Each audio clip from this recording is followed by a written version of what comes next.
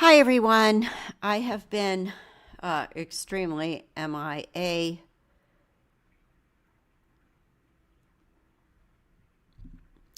And I just wanted to check in with you guys real quick. Let me know if you can hear me. If you do, pop in.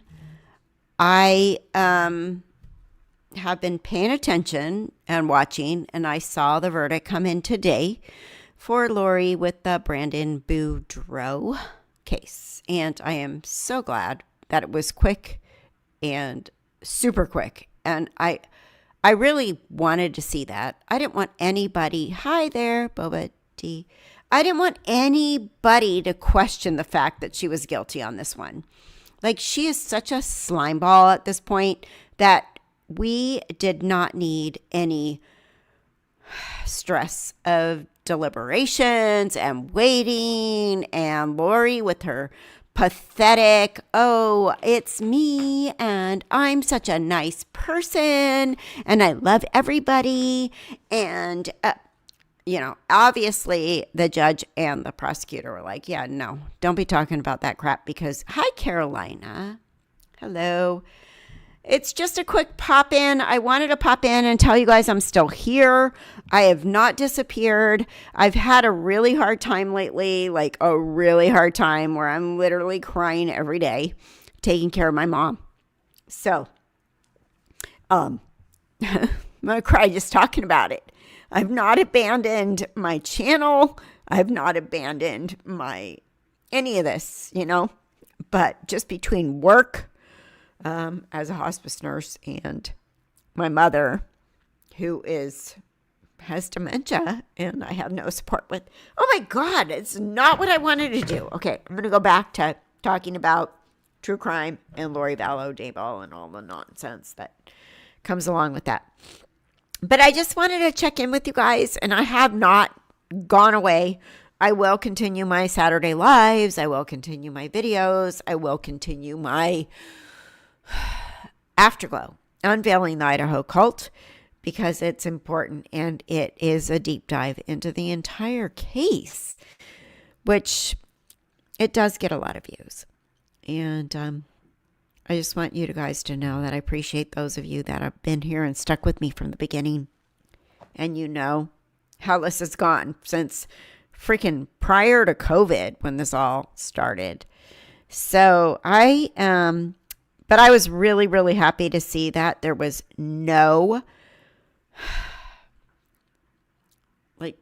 nobody questioned. They just deliberated yesterday. They came back today. They had a verdict and Lori was found guilty. Now, my biggest dream right now is to have Melanie Pulowski Boudreaux, in new bracelets real soon, right? Like, come on. It was so obvious in this trial that they know how involved she was, right? Thank you so much. She was so involved. And I don't care if she's a mother, because Lori was a mother, and there's a lot of mothers out there that can do horrible things and still need to be accountable for them. So I think today when Brandon was talking, somebody said something like, and he said, I'm not going to talk about that right now. And I didn't hear what they said. Do any of you know? Because my assumption is they asked about Melanie, his ex-wife, right? And he said, I'm not going to talk about that right now. So from what I understand, maybe there will be a grand jury that indicts her and then charges will be filed and then she'll get arrested. But they certainly, really, truly brought up her many, many, many, many times. Right? They brought her up a lot in this case, in this trial.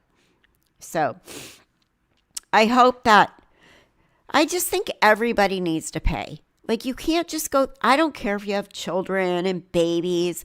And all of a sudden, it's really funny because my video on Melanie when she came and got questioned by the police officers and she brought the kid with her, all of a sudden there's like a million comments on it this last week.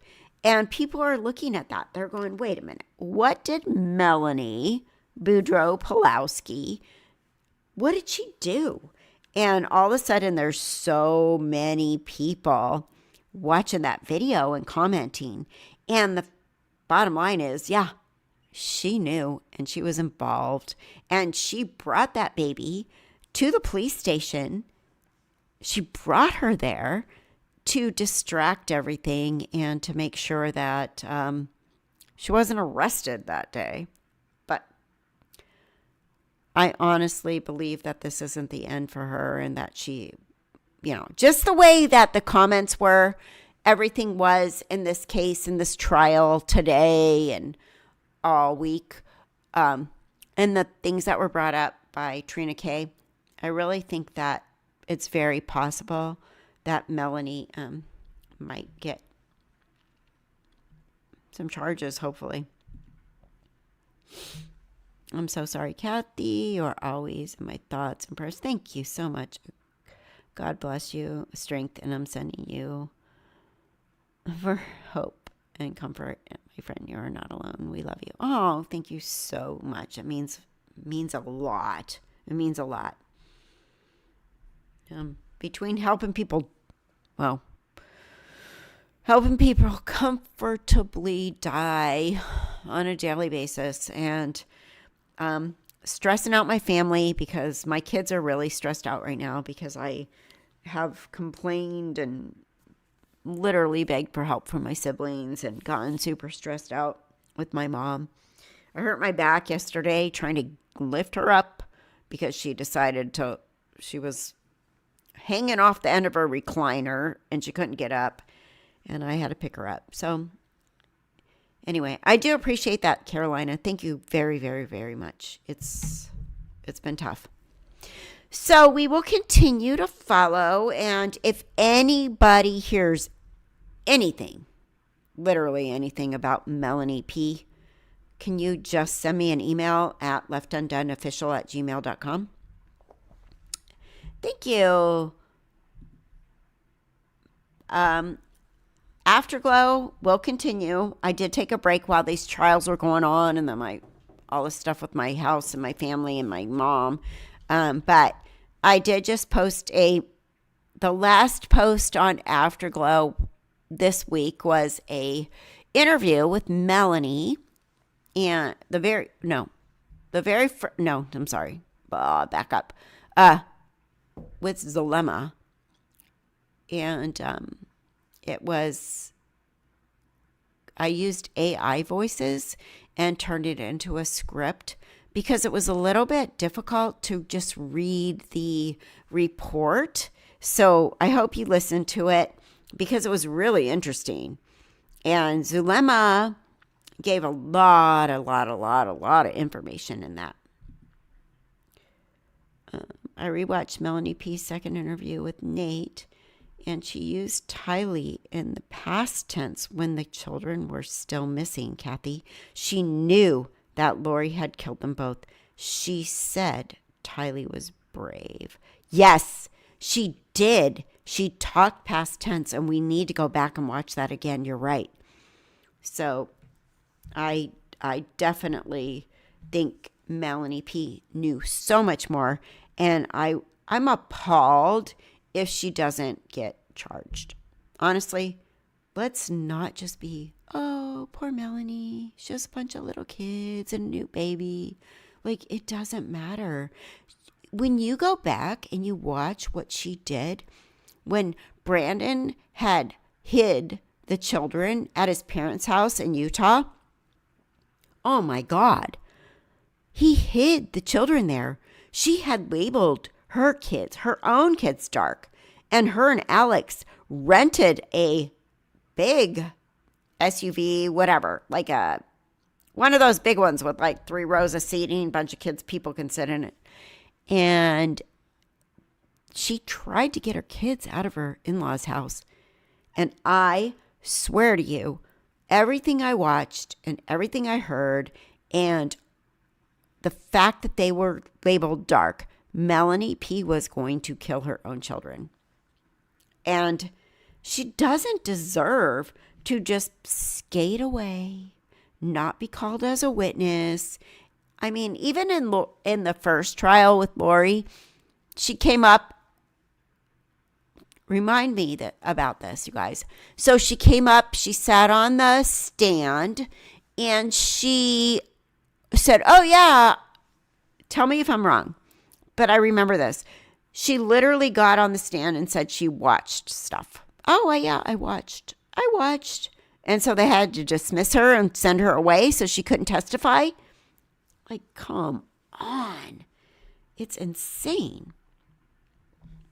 So anyway, you guys, I just wanted to check in with you. I got to go to bed. I have work in the morning. I have a crazy busy day. I am on late. I'm on late and I'm so overtired right now, but I was so amped up because of the verdict and I'm just been having a really hard time with life in general. So, work, life, family, my mom with dementia.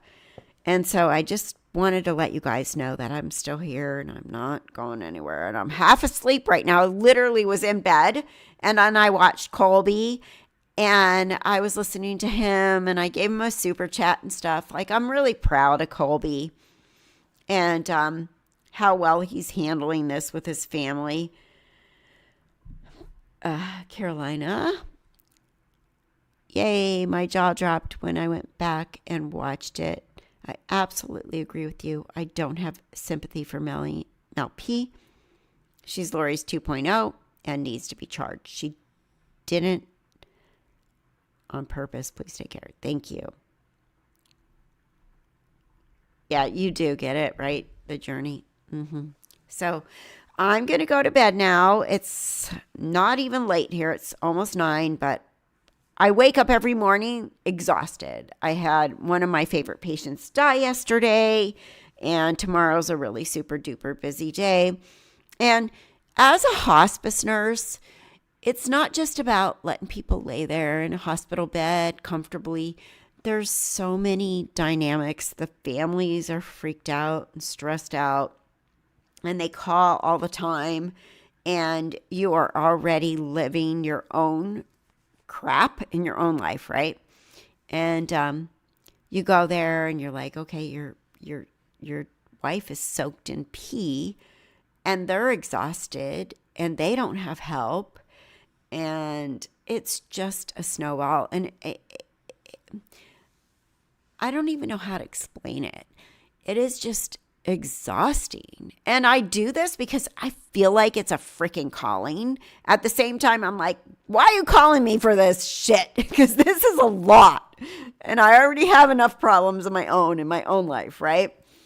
So that's where I'm at with this. But as you know, the Daybell Vallow case has been my baby since day one. Probably before almost anybody followed the case. And I just wanted to check in with you guys. And I appreciate you all. And I want you to stay safe and stay well. And thank you for being here. I will be back. Follow Afterglow. I'm not going anywhere. I'm just exhausted, tired, and working and all this stuff that goes along with it. Okay? All right, guys. Thank you. Appreciate you. Love you. Take care. I'll be back soon. Bye-bye.